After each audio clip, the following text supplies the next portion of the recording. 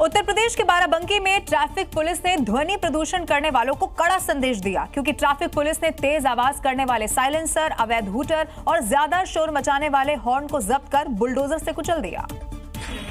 तस्वीरों में देखिए, गाड़ियों को मॉडिफाई कराकर ज्यादा शोर मचाने वाले साइलेंसर की सड़क पर प्रदर्शनी लगी हुई है। ये प्रदर्शनी ट्रैफिक प्रभारी रामरतन यादव ने लगाई, क्योंकि उनकी टीम ने तय मानक से ज्यादा शोर मचाने वाले साइलेंसर जब्त किए हैं और अब उन पर बुलडोजर चल रहा है।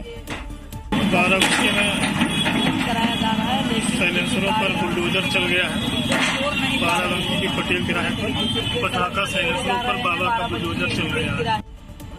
इतना ही नहीं, प्रेशर हॉर्न, हूटर, लाउडस्पीकर भी ट्रैफिक पुलिस ने कई गाड़ियों को जब्त कर लिया है, जिनको जेसीबी के बट से कुचल दिया। ये पूरी कार्रवाई पुलिस की मौजूदगी में की गई, ताकि सड़कों पर शोर मचाने वालों को संदेश दिया जा सके कि अगर नियम तोड़ेंगे तो फिर बुलडोजर से तोड़ देंगे।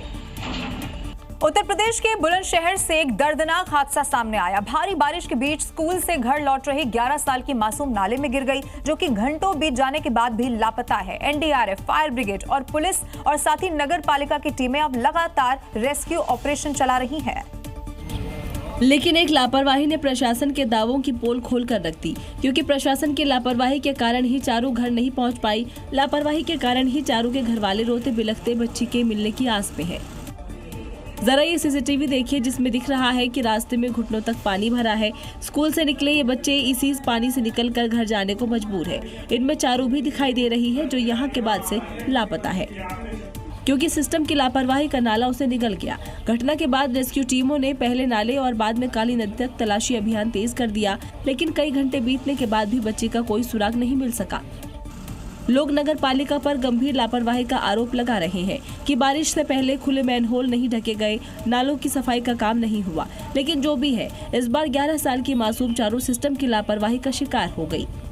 लगातार हो रही बारिश से उत्तराखंड में नदी नालों में ऐसा उफान आ चुका है कि स्थिति यह है, उसके सैलाब के आगे पहाड़ों की जिंदगी अब बेबस हो चुकी है। नदियों के बढ़ते हुए जलस्तर ने आसपास के लोगों के घरों के साथ साथ अब जो ऊपरी इलाके हैं उन पर स्थित कई मंदिरों को भी अपनी चपेट में ले लिया है।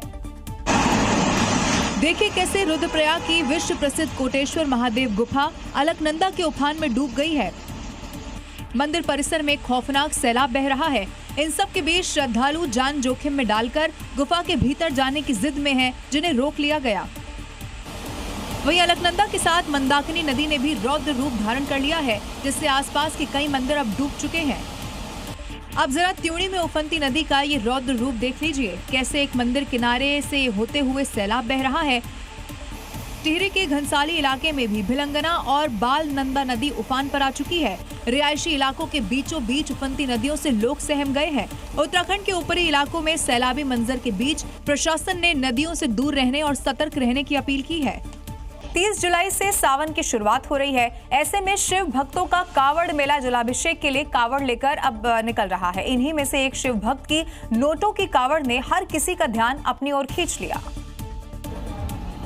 जिसमें 10, 20, 50 और 100 के नोट लगाकर बड़ी खूबसूरती से कावड़ को सजाया गया है, जिसको एक मंदिर का आकार दिया गया और मोर पंख भी लगाए गए, जो लोगों का ध्यान अपनी ओर खींच रहा है।